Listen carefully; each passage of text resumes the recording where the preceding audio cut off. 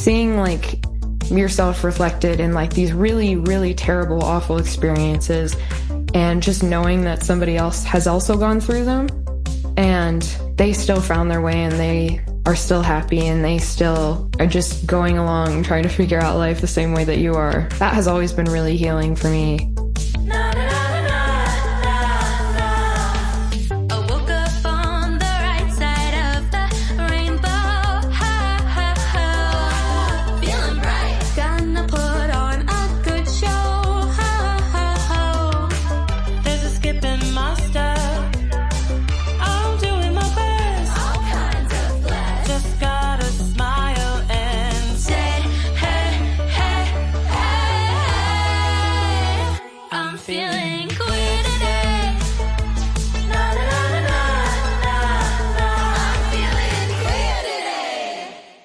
Welcome to Season 4 of I'm Feeling Queer Today, a podcast that amplifies the voices of LGBTQ+ young people for listeners like you, whoever you are, and brought to you by the Future Perfect Project. I'm your host, Eric Eubank. And I'm your other host, Zorian Edwards. For Season 4, we're taking a look at all the ways the LGBTQ+ community has created culture around us, from literature and journalism to drag performance and the world of fantasy. We're calling this season Creating Culture. That's culture with the Q for queer. And for the next 3 episodes, our producer team will be investigating the spectacular world of queer literature. Zorian, you're a pretty voracious reader yourself, aren't you? Yeah, I'm an English major in school currently, and I read a lot of queer literature in my spare time. What inspired you to become an English major? So I really want to be a journalist and maybe a teacher in the future.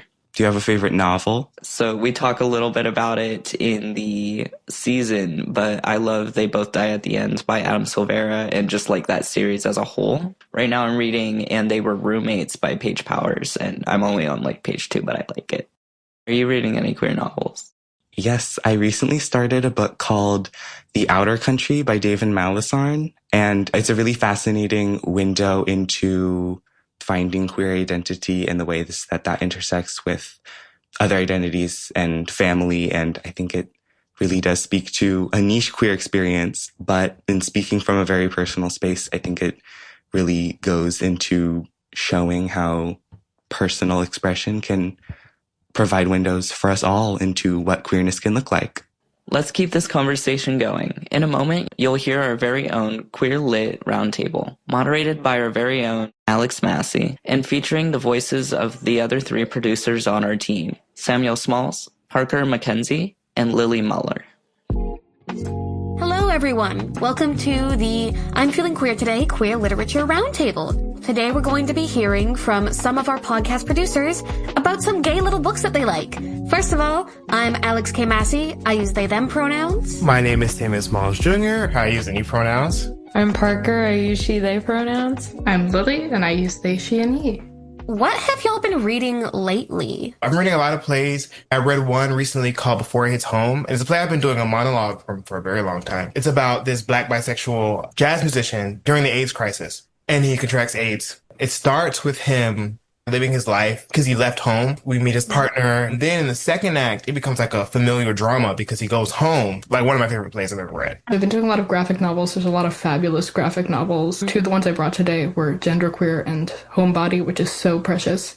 I've been trying to get back into poems because I'm also an English major, and I've sort of strayed from the path, but I've loved Denez Smith's poems since I was a kid. And then recently, my favorite poet, who I also brought a book from, Olivia Gatwood, released a novel called Whoever You Are, Honey, and it haunts me so much that I still have nightmares about it. So I think if that's something you're into, you should absolutely read that book. I love a book that stresses me out. I've been reading a couple of different books. I'll always recommend Alison Bechdel or Tamsin Muir, 2 of my favorite authors of all time. I will reread all of their books over and over and over again. The main book that I'm reading is Bury Our Bones in the Midnight Soil, which I actually found at Pride. And the way that it was pitched was lesbian vampires, and automatically I was like, it's $40, I'm buying it. It's mine now. I just need more queer lit in my life. I don't know what it is with the lineage of lesbian vampires, but I'm not complaining. As a lesbian, I think that it's really awesome. I had to take a class on this to graduate, and it began with Carmilla. Of course it did. Of course it did. That's where it all begins. The pitch of this class was that female sexuality was associated with animality and therefore associated with vampirism. I'm sure there's a lot of academic articles that can break that down more than I can, but shout out to Professor Mahaffey at Mount Holyoke College. I love that. So I guess my next question is, what queer or other sorts of identities are at the forefront of your selected titles, and what does this book do with that representation that really sets it apart for you and makes it stand out? Fat Ham is a play by James Imes, and it's an adaptation of Hamlet, but it's set at a Black family's cookout. And the Hamlet is Juicy, and he's a plus-size gay Black boy. And then the Ophelia isn't his love interest. It's actually his cousin Opal, who is a lesbian. It's a Black story. It's a Black and Hispanic story. It's also a story centering a plus-size person. It's about queerness. The book I brought is my favorite book I've ever read, More Happy Than Not by Adam Silvera. The sentiment of there are problems bigger in these characters' lives than their queerness is always exciting. I'm queer, and that's a big part of who I am, but I do have problems outside of my queerness. And also, I love when we can exist in stories of all kinds. And Adam Silvera is a Hispanic man, and it takes place in New York. So it's a very colorful cast of characters. There was, and in some spaces still is, this kind of attempt to have queerness and being a person of color kind of cancel each other out. When James Baldwin was writing Giovanni's Room, his publishers hated that. They were like, you're going to alienate your audience, because he wrote largely about the Black experience back then. And there was just this concern that him writing about queerness would somehow cancel out his Blackness. Before I bought it, I thought Giovanni's Room was about Black people. And I did not know that it's about, it's white people.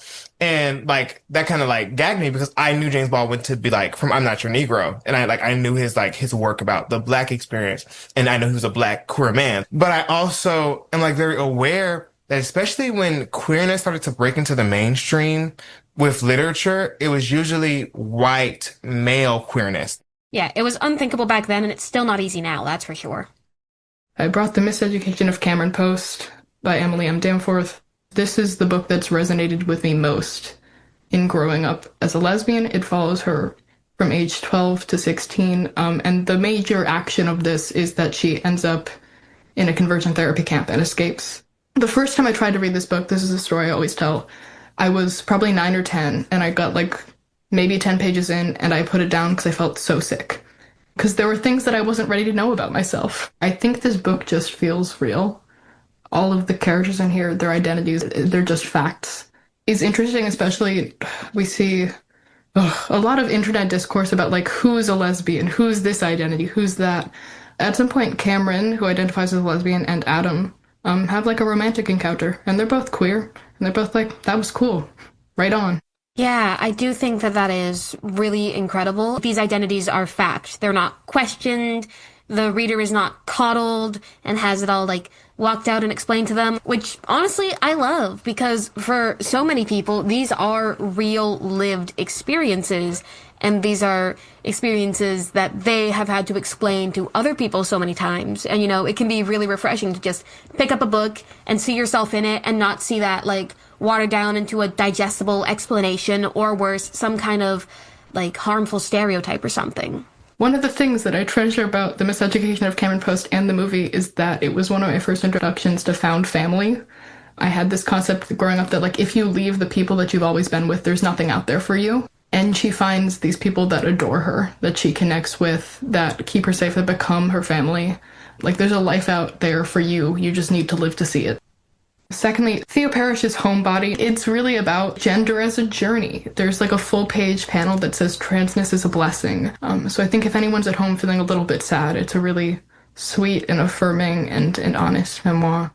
I have so many books I want to talk about. I think specifically the comic strips that Alison Bechdel worked on for 20 years, called Dykes to Watch Out For. Alison Bechdel was the first lesbian author that I ever read. It made me feel seen in a way that I didn't have words for before when I was first coming out and trying to figure out my identity. Even when you like go through and you've read all the comics and then you read like various different memoirs from Alison Bechdel, like you'll see the same characters, but like their identities will change and fluctuate as they get older and they have more experience and they like want to try things. And I love that idea that life kind of molds with you and life will show you new ways of being. And there's like a relationship between that where life influences you, but you also are influencing the way that your life is. Yeah, Dykes to Watch Out For is a really special piece, I think, because there is something really valuable about the fact that it was an ongoing comic strip for like what? Like, according to Wikipedia, it ran from 1983 to 2008. So many points where it would just respond to current issues and that kind of thing. Just so interesting having insight into what people were interested in and passionate about. And also what they bickered about, because if nothing else, queer people have always been infighting. Anyways, my next question. Did any of these books teach you anything about queer community, yourself, or something else entirely? Every piece of art that I consume teaches me something about myself. And Choir Boy is my favorite play of all time. And it's about these boys at an all-black boys' school. It's about this queer black boy, gay black boy, Ferris, who's feminine, and he swishes in his walk a little bit, and he sings. They all sing, but he's the best singing boy in the choir. Ferris is the most like me. Grew up in predominantly black spaces, feeling out of his water.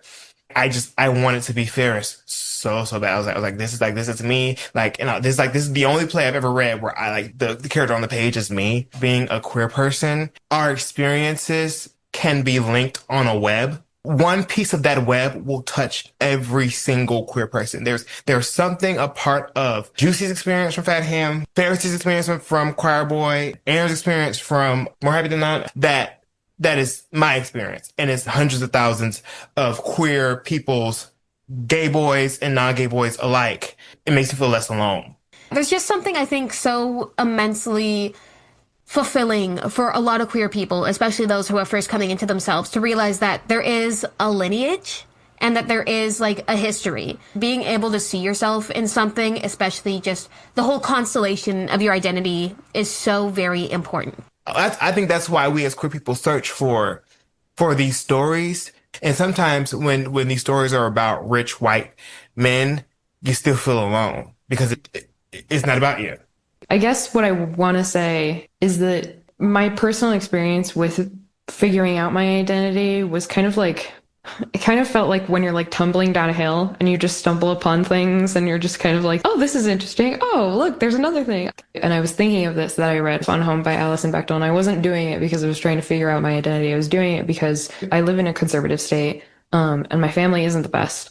And I was trying to figure out how to cope with that before I was trying to figure out anything about myself. Seeing like yourself reflected in like these really, really terrible, awful experiences, and just knowing that somebody else has also gone through them and they still found their way and they are still happy and they still are just going along trying to figure out life the same way that you are. That has always been really healing for me. I did want to mention what Sam had also talked about. Our pain and our joy as a community connects us all. I think that's a wonderful thing that we can all bring to the table when we all talk about books and we talk about movies and we talk about our experiences. Everything that I've read and everything that I've seen and looked at and looked for changed my life immensely. And there's no one thing that I could talk about that stands out in my head because it's so many different things.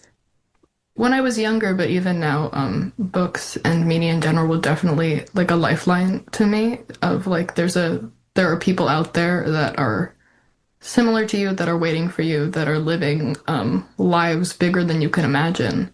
Fun Home was the first time I saw like the possibility of female masculinity, which was really cool for me. This is maybe too hardcore, but I do have to say queer books are not a threat to children. Thinking that they're alone is a threat to children. Thinking that no one in the world is like them, thinking that they don't have a future is a threat to the well-being of children. Queer books aren't inherently inappropriate. They're not inherently pornographic, certainly.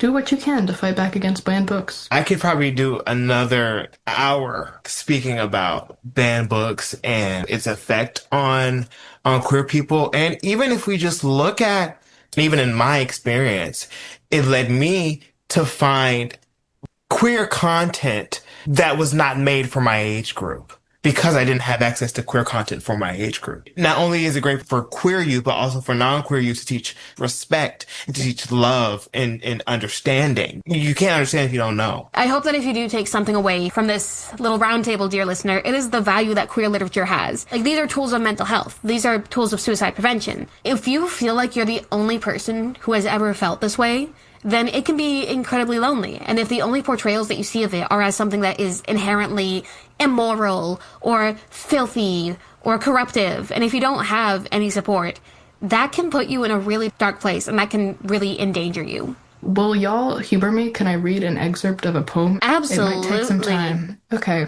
I brought Your Life by Andrea Gibson. We're recording this on July 14th, 2025, and this morning Andrea passed away after living with cancer since 2021. They were the first non-binary author I read, and as I've gotten older, they also write about being disabled, their mental health, Lyme disease, so they've really been a writer for every season for me, and I'm very grateful that they've put their work into the world, and one of my favorite poems by them, again, is called Your Life. It's on YouTube. I love it so much that I used to have it memorized. Choosing your life and how that made you into someone who now often finds it easy to explain your gender by saying you are happiest on the road, when you're not here or there, but in between. That yellow line coming down the center of it all like a goddamn sunbeam. Your name is not a song you will sing under your breath. Your pronouns haven't even been invented yet. You're going to shave your head and drive through Texas. You're going to kill your own god so you can fall in love for the first time. They're going to keep telling you that your heartbeat is a pre-existing condition. They're going to keep telling you that you are a crime of nature. You're going to look at all of your options and choose conviction. Choose to carve your own heart out of the side of a cliff. Choose to spend your whole life telling secrets you owe no one to everyone, until there isn't anyone who can insult you by calling you what you are. You holy blinking star, you highway streak of light, falling over and over for your hard life, your perfect life, your sweet and beautiful life.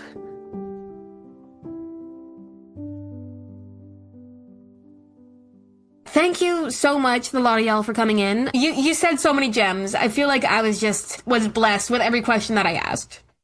If you have a library card, you can use this wonderful app on your phone called Libby. There's another app like this called Hoopla. It's free ebooks and free audiobooks, and you can rent them out for a few days. Seriously, libraries are more than just places you can pick up physical books.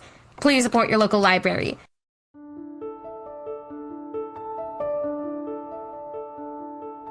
Today on IFQT, I want to honor multiple Black queer revolutionaries and changemakers.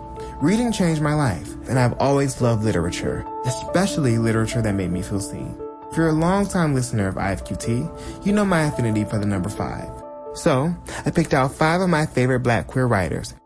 James Imes and Terora Avon McCraney are both contemporary playwrights that I really love. They both have written plays that shed light on the Black queer male experience, stories which very often go untold, including 2 of my favorite plays of all time, the Pulitzer-winning, Fat Ham, and Tony-nominated Choir Boy. McCraney also wrote the play In Moonlight, Black Boys Look Blue, the source material for the Oscar-winning 2016 film Moonlight. Alice Walker is a renowned author and social activist. She is best known for her 1982 novel, The Color Purple, a story about a queer Black woman in the early 1900s discovering her worth, voice, and power, which won her the Pulitzer and is the source material of the 1985 film, 2005 Broadway musical, the 2015 revival, and 2023 adaptation of the musical. Kason Callender is a best-selling and National Book Award-winning author. His book, Felix Ever After, a personal favorite of mine, is about a Black queer transgender teenager falling in love while also learning about and how to love himself. James Baldwin is one of the most brilliant and prolific writers of all time. His writings and words have influenced artists and spurred social change. He was very involved in the civil rights movement, and his friendships with the leaders also greatly inspired his work in activism around race relations in America. He lived his life as an out queer Black man, and his work reflected that and opened doors for Black and queer artists and shed light on parts of America that needed to be seen. These 5 changemakers have inspired me and artists everywhere, and no banning of their work could ever erase their contributions or their impact.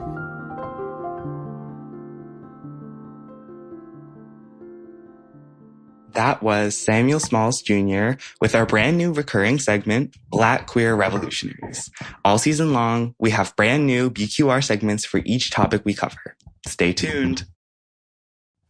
Thinking about this segment in particular, I was really struck by Sam's knack to really expand upon the topic. Like, I think when I think of literature, my mind goes to books and novels and memoirs, but I really appreciate how Sam tackled like theater and the adaptations of the more like conventional literature formats, like into musicals and movies and everything like that, but also how activism very much ties into literature. So I'm always impressed by Sam's ability to expand upon topics and find new lenses to cover the things that we all hold so near and dear to our heart. Moving on to our next queer literature interview, I think it was produced by you, Zorian. Yes, it was. I got to sit down with Tessa Barcelo and Gio Navas from the Bookish Songs Collective, a group of songwriters making original albums of music about their favorite books. With over 100,000 monthly listeners on Spotify, dozens of releases, and a steadily growing fan base, the Bookish Songs Collective is showing us how powerful literature and its fandoms can be. Take a listen.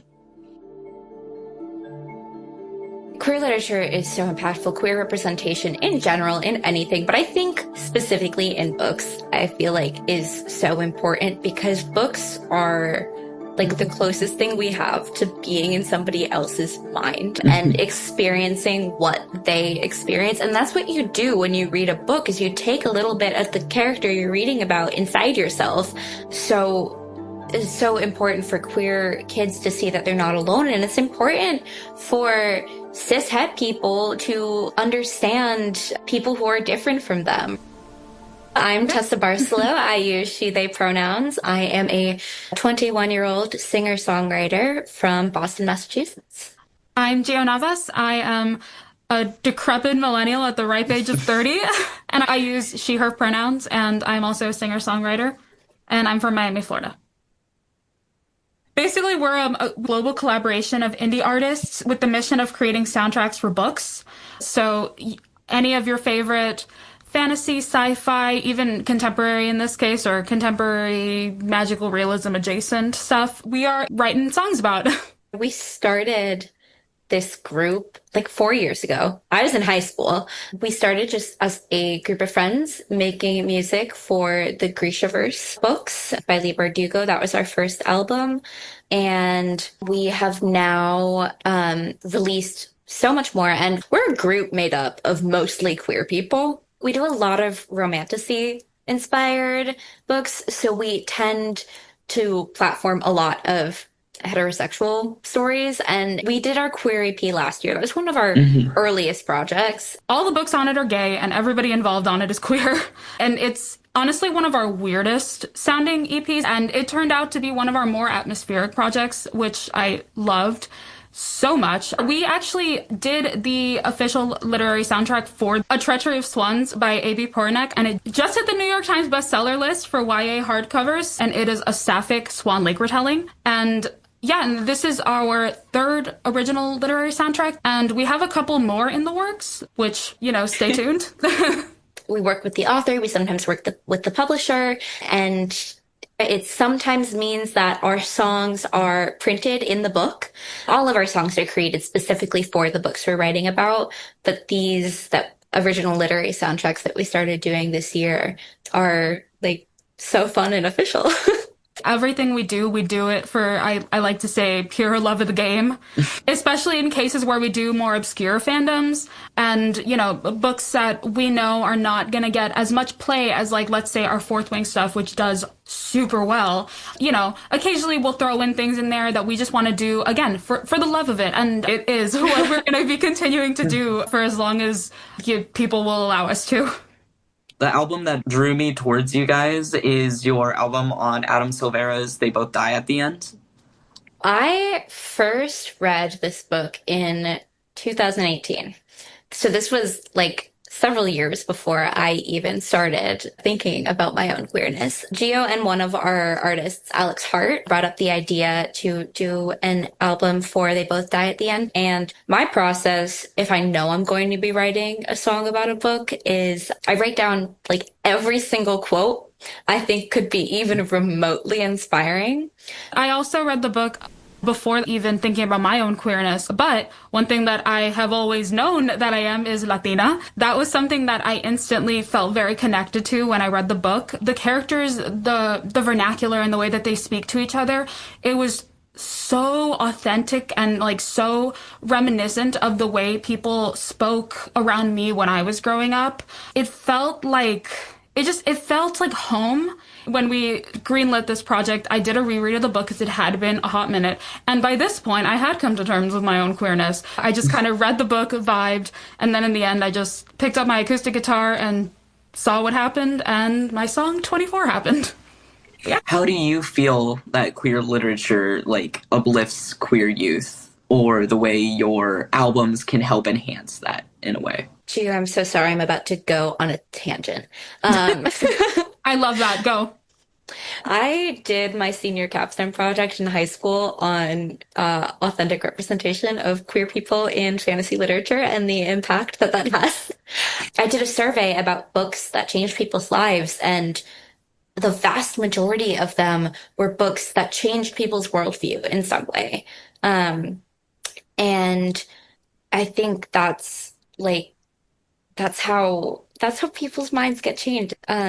There's such an empathetic connection when we read. And when I was having my own like queer awakening at 16 in the middle of the pandemic, when I was like, I don't have anyone to talk to about this. I feel like an imposter because I am just now figuring this out.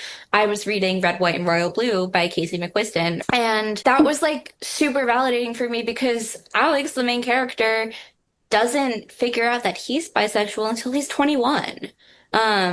So I feel like books, there are ways to see ourselves and see into other people's lives. And so when you see yourself reflected in a work that's completely separate from yourself, it is just so impactful because you know that you're not alone. I had a very similar kind of journey to Tessa because also I didn't come to terms with it until much later in life. Like most Hispanic children, I grew up very Catholic. And because of that, you tend to stifle parts of yourself that you're just not ready to confront. And if I'm going to be completely honest, the normalization of queerness in literature, because I was a huge bookworm during this time of my life, still am, always have been, is what made it a lot easier. Being able to see characters that you love so dearly navigate this with, not only with obviously like the grace that you see them like throughout the story, but also like with the conflict that you yourself feel, it makes it a lot easier for you to navigate like in the real world. So yeah, I mean, queer lit was very formative for all of us, and it's so important for younger children, younger teens to see themselves in the media that they're consuming. Right now, we're living in really unprecedented times, and we need each other more than ever, and we need stories like this more than ever. Art is our defiance, love is our defiance, and that is the best thing that we can do as human beings for each other. So yeah. I'm an English student in college right now. Our whole theme of our class for the last semester was talking about empathy through books and better understanding marginalized groups through the lens of books, and how that lens, it alters depending on who's writing the story. I'd really be interested to read more stories about agender and asexual people and aromantic stories, because I don't know a whole lot about those identities. I don't understand struggles, and it would be really amazing to see more representation of that. Most of us are also writers in the Bookish Songs Collective. I started working on a novel for that I continued with an independent study this spring, and the main character is ace because I was like, I haven't seen that. And so I interviewed my friend who's ace, and I was like, can you help me craft this character? You know, if we only write about the identities that we hold, that's how we end up with not diverse literature. It comes with also just using a position of privilege to like uplift these voices. Because at the end of the day, if you're already going to be in that space, you may as well use it to start opening doors. My first quote unquote full length writing project sucked. It was terrible. And I had to write several terrible things to get to semi good things. And then from semi good things to good things. It takes time and practice, but don't if you are passionate about something, then you keep trying and getting better and talking to other people who are doing the things that you want to do. And if you love it and you put the work into it, then you can do it. You can do anything. Just get started, be dedicated, and, allow yourself to make mistakes, be kind to yourself, find friends who also do what you do. Because if you guys are hyping each other up, it's going to make it, one, so much more fun, and two, you guys are going to be able to bounce ideas off of each other and improve based on each other's strengths. I know that ever since joining the Bookish Songs Collective, I've improved a ton as a songwriter. I feel like we all have so much to learn from each other. We all have different strengths in different areas of what we do. Having good creative groups and critique partners is paramount. It takes time, but it's so worth it. And when you are able to compare your current self to where you started, it is amazing. All of our music can be found on any streaming services by the Bookish Songs Collective, and you can find us on Instagram at bookish_songs and on TikTok at bookish.songs.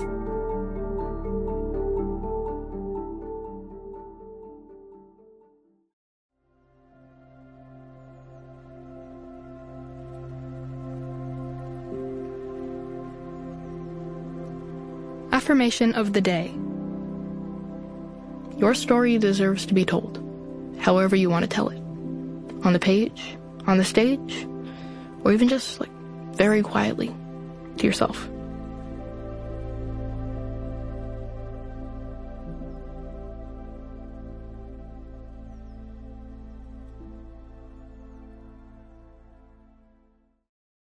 Well, that's our episode. I'm Eric Eubank. And I'm Zorian Edwards, and you've been listening to I'm Feeling Queer Today.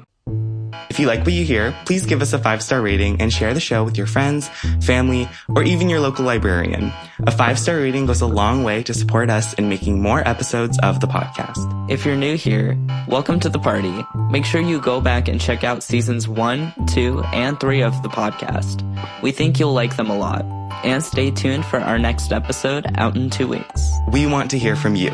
That's why we set up our own online voicemail box for you, our listeners, to leave us messages.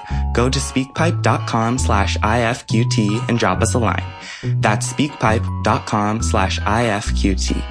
Let us know what you think of the podcast, any topics you want us to cover on the pod, and don't forget to ask yourself, how am I feeling queer today? For more information and resources about this episode, check out the show notes in the description, or check out the episode page at thefutureperfectproject.org/podcast. If you or a young person you know between the ages of 13 and 24 is currently in crisis, visit thetrevorproject.org for LGBTQIA+ specific support through text and chat, or call 1-866-488-7386. These resources will be in the show notes too. To learn more about the Future Perfect Project, head to our website, thefutureperfectproject.org, or find us on social media at The Future Perfect Project. IFQT is produced by the Future Perfect Project with support from Radio Kingston, WKNY Kingston, New York. Our producer team includes Alex Masse, Parker McKenzie, Lily Muller, Zorian Edwards, Samuel Smalls, and me, Eric Eubank, LGBTQ+ young people from all over the country. Our theme song is composed by Alex Masse, produced by Kayla Pakikaro, and performed by Melody Korkmaz, Alex Masse, Chris Lunetta and Caleb Pacicaro. Additional music from Epidemic Sound. This episode was edited by Alex Masse and me, Zorian Edwards. Episode mixing and mastering by Ty Rex. Special thanks to IFQT executive producers Ryan Amador and Emma Jane Sislowski, artistic director Celeste Lacine, and Future Perfect Project team members David Artavia, Kiko Wan, and Aaliyah Jamil.